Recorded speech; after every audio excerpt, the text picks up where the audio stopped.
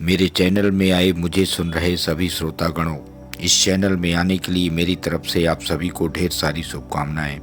और इन्हीं शुभकामनाओं के साथ आज मैं आपको स्वर विज्ञान के चमत्कारी उपायों पर प्रकाश डालने की पूरी कोशिश में आज का ये वीडियो निश्चित ही आपके जीवन पर सुख समृद्धि की वर्षा करेगा।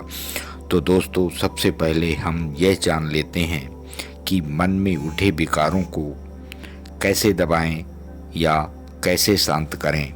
कुछ समय के लिए दोनों नाड़ियां चलती हैं, अतः प्रायः शरीर संधि अवस्था में होता है। इस समय परलौकिक भावनाएं जागृत होती हैं। संसार की ओर से विरक्ति, उदासीनता और अरुचि होने लगती है। इस समय में परमार्थ चिंतन, ईश्वर आराधना आदि की जाए तो सफलता प्राप्त होगी। ये काल सुषुम्ना नाड़ी का होता है।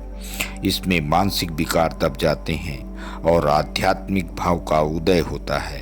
अन्य उपाय जैसे यदि किसी क्रोधी पुरुष के पास जाना है तो जो स्वर नहीं चल रहा है उस पैर को आगे बढ़ाकर प्रस्थान करना चाहिए तथा अचालित स्वर की ओर उस पुरुष या महिला को लेकर बातचीत करनी चाहिए।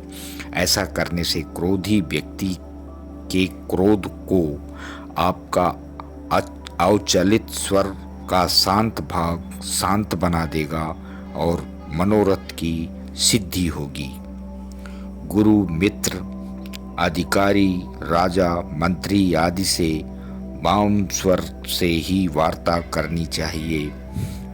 कई बार ऐसे अवसर भी आते हैं जब कार्य अत्यंत आवश्यक होता है लेकिन स्वर विपरीत चल रहा होता है। ऐसे समय में स्वर बदलने का प्रयास करना चाहिए। स्वर को परिवर्तित कर अपने अनुकूल करने के लिए कुछ उपाय कर लेने चाहिए। जिस नथुने से श्वास नहीं आ रही हो उससे दूसरे नथुने को दबाकर पहले नथुने से श्वास निकालें। इस तरह कुछ ही देर में स्वर परिवर्तन हो जाएगा।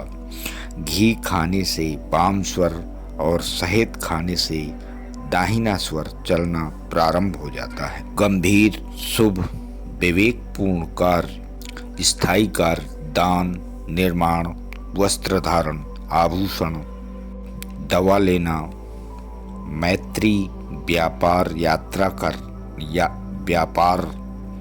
यात्रा करना, विद्याभ्यास इत्यादि कार्य चंद्र स्वर में किए जाने चाहिए।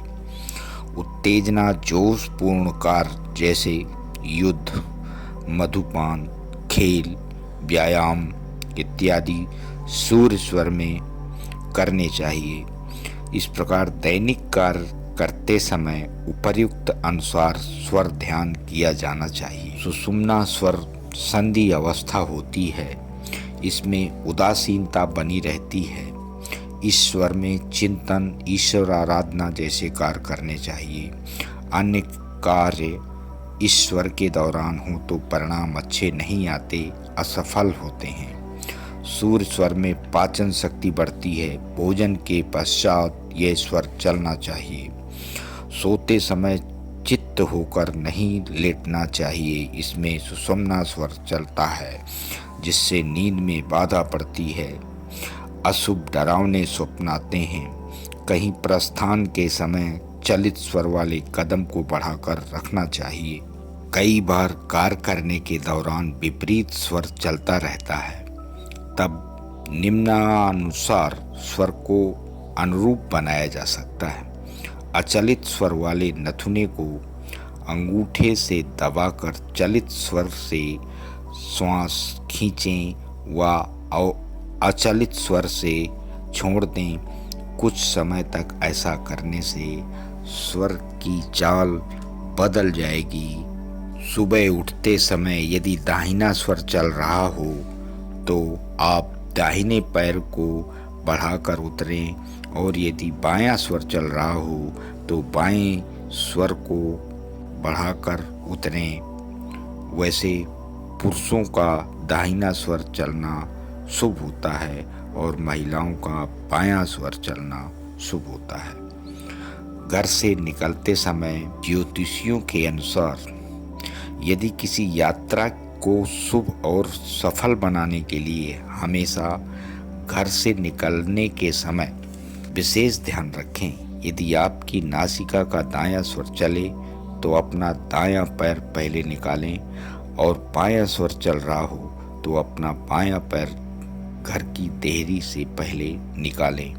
दोस्तों, उपर्युक्त मैसेज को जन कल्याण हेतु ज़्यादा से ज़्यादा लाइक, सब्सक्राइब और शेयर अवश्य करें। धन्यवाद।